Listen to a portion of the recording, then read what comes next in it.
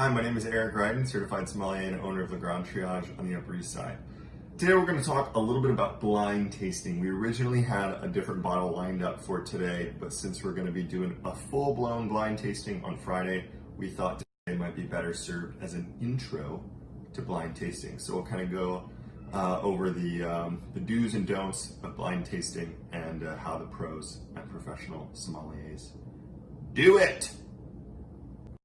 So the first thing that we're going to do is we're going to look at the color. And a lot of people, I think, in the kind of wine world, they really emphasize looking at the color. But honestly, if you don't know what you're looking for, you're not going to see anything. So I think if you're very new to the world of blind tasting, color, you should really only be looking for two things. How clear is this? How transparent is it? Just basically take a sheet of paper, and if you can see through it, I can't really see through this, right? So not transparent, right? So that's one of the things you might look for. And then the other is it more of a red color or is it more of a purple color? We've got a much wider range of colors that we look through in kind of the more advanced stages, but at the very, very simple early levels of blind tasting, is it red, is it purple, is it see-through, is it not? Boom, boom, done, done, whoo, whoo.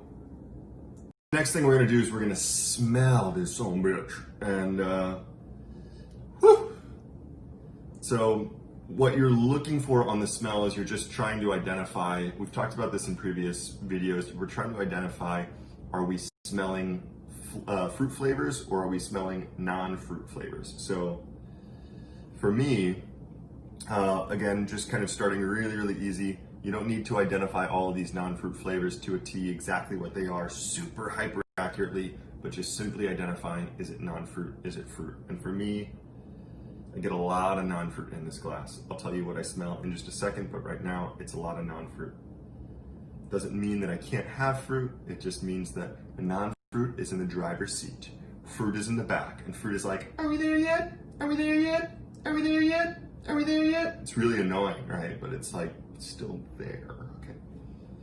All right, so that's step 2, smelling. Step 3. So step 3 is tasting that son bitch, right? So we're gonna taste it and we're gonna try to confirm what we smelled. So on the smell, we got more non-fruit than fruit. On the palate, I get also more non-fruit than fruit. I also get a lot of acidity. We'll come back to what that tells me in just a second. But acidity, remember, is that thing that kind of pinches you back here, forces you to salivate a little bit. So I'm getting some acidity and I'm getting more non-fruit flavors. Now, this is kind of my initial thinking here. And one of the biggest mistakes that people make when they blind taste is they're like, I've smelled that before. I know what this is. Boom, mic drop, walk away. But it doesn't always work out that way unless you're Fred Dame.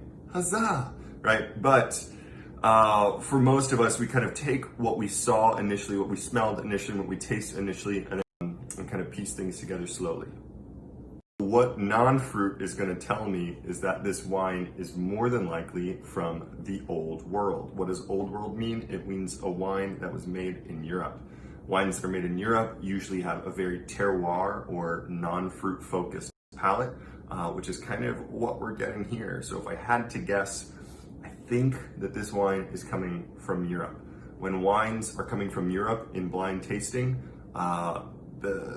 what's really nice about wines that are coming from the old world is that the old world is just laden with so many rules and regulations that there is order. When wines come from the new world, we can theoretically have grapes grown anywhere, and there's actually less order. So anyway, the fact that we're kind of clued into that this might be from the old world is actually playing to a certain advantage, because now all of a sudden we know what grapes grow in certain countries and certain parts of the world.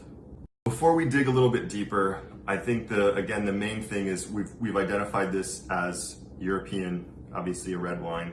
It's got some acidity, non-fruit flavors. You can't really see through it, and it's much darker. Almost, it's not quite purple, it's not quite red, it's kind of caught in between. We're going to talk about what those colors might mean for us in just a second.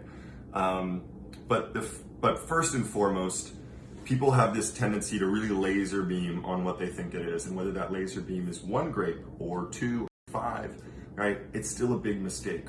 The real kind of method here is to consider every single possible grape, and then you slowly and educatedly cross them out one by one until you're left with all of the plausible suspects, right? Very slow, very careful detective work, right? We can't jump to conclusions here.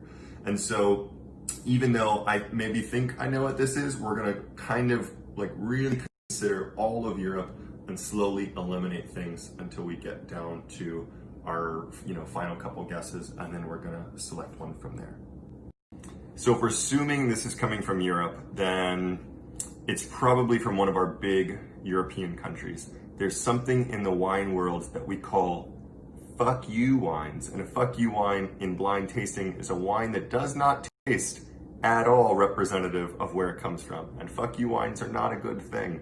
Fuck you wines are meant to do exactly that. To F you hard, right? And that's not the whole point of blind tasting. The whole point of blind tasting is to hone your palate and to be able to identify typicity. Typicity is what wines typically taste like.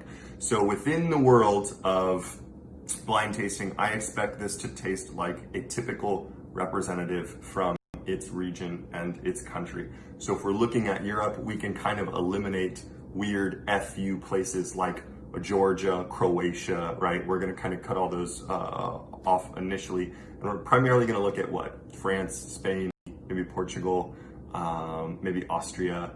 Since this is a heavier red wine, I think we can take Germany right off. So now we're already looking at just 5 countries. So next we're gonna go over those 5 countries, and this is where kind of your book smart as a som or wine aficionado comes into play, and why it's very, very important that you know a little bit more about the world's different grape varieties. But anyway, if we think about Austria here, I actually would want a much more purple color for this to be Blaufränkisch or Zweigelt, things like that. So I'm gonna eliminate Austria. If we're talking about Spain, I think I'd want more tannins. I'd also, I wouldn't expect as high of acidity because Spain is super, super warm.